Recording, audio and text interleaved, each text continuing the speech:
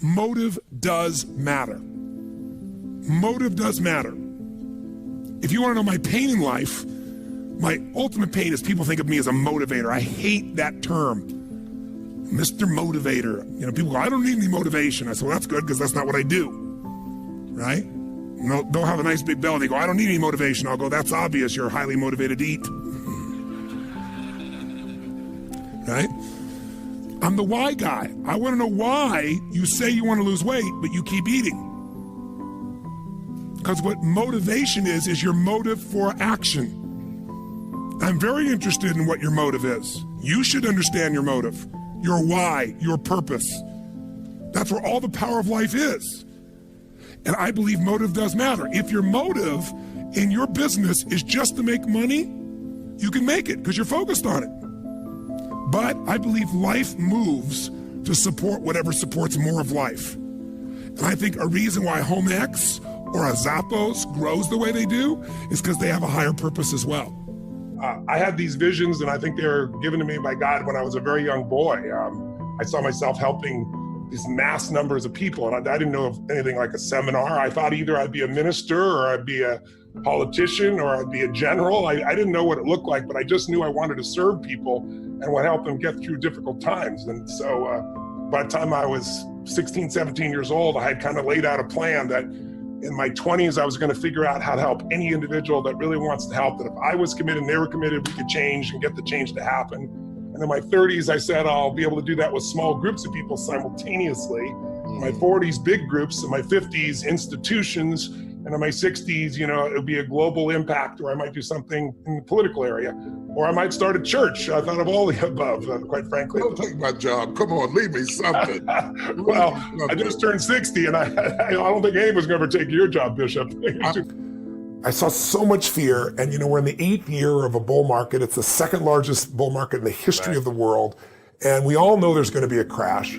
But while you're busy worrying about the crash, a lot of people miss the bull market. It's up 250% since 2008. It's up 14% since Trump was made president in November. It's crazy, right? And a lot of people on the sideline going, it's so expensive, you know, it's going to come down. So I thought what I'd do is write a short book, not 600, 700 pages. Yes. Make it so they can read it in a weekend or, you know, long day or evening.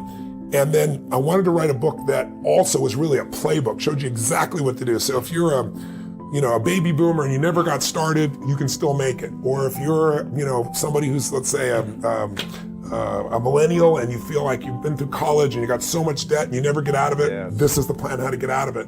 But I really wanted to get rid of the fear. I wanted to show people that there's nothing to fear and do it not with enthusiasm, but with facts. And in this book, when you read this, it'll blow your mind. And I'm also giving 100% of the profits, not a penny comes to me, again, to feed people, because we fed 100 million people 2 years ago, 100 million last year. This book will help feed 50 million, so every book feeds 50 people, and then I'm putting matching funds up to feed another 100 million people. We're gonna feed 1 billion people in the next 7 years. And I'm saying that if you know anybody that had some goal, some dream, something they wanted to do, and they did it, then I'm saying that you know in your heart that if someone has done it, then you can do it. It's possible.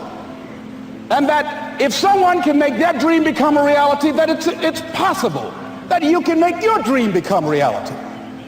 And so as you begin to look at where you want to go, beginning to embrace that, it's possible. I'm blessed and highly favored. I've got a lot going for me. I got some good stuff in me. And it's possible that I can bring my greatness out here in the universe, that I can do what I want to do. It's possible I can write my own book. I can have my own business. I can take the trip and travel around the world. It's possible. I can bounce back from adversity and reinvent my life. It's possible. Regardless of where I am, the things can get better for me. It's possible. And I'm thinking about 2 men right here in Chicago who are fairly successful, similar background, educated. They worked for a corporation for many years, and they were among many people that were laid off. 2 guys who were very good friends. One went out looking for a job for several weeks along with the other one, and they faced disappointment and rejection again and again and again. They couldn't find any work, which is the story of many people across this country. One guy stopped He became discouraged. He stopped going. He stayed home looking at television, became very argumentative and toxic with his wife, drinking beer, getting on the phone, talking to his other negative, unemployed friends. And he just gave up. The other guy kept looking for a job everywhere he could go. Every time he could get an opportunity, kept asking people, networking, checking the newspapers every day, kept going everywhere he could, trying to find a job. You have too much education. You're overqualified. You won't be here long enough. He kept going. He kept going.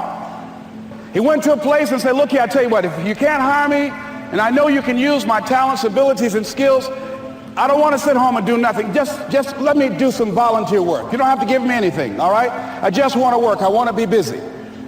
Guy said, okay, it's on you now, but don't expect me to give you anything. It's okay. This guy came in and worked. He was the first one there. The last one to leave was the best employee there.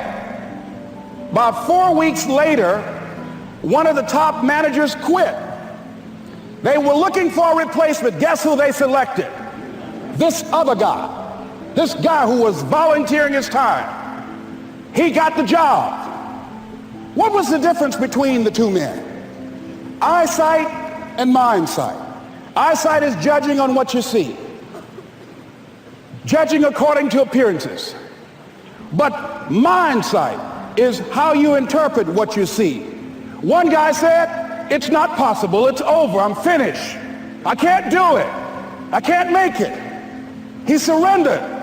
I've faced rejection again and again. I'm not going anymore. There are no jobs out there. But this other guy, he felt that in spite of the no's and rejections, in spite of how bad the economy is, in spite of what the newspapers are saying, that it's possible that somebody somewhere will give me a job. He just kept going, thinking it was possible. And guess what, ladies and gentlemen? That's what we have to do with our dreams. Because things happen to you in life that you can never, ever anticipate. And many times when those things happen, you want to give up. Motivation's garbage. You only feel motivated to do the things that are easy, right? Why do you think that is? Oh, I know exactly why that is. Because I've studied this so much, because for me, one of the hardest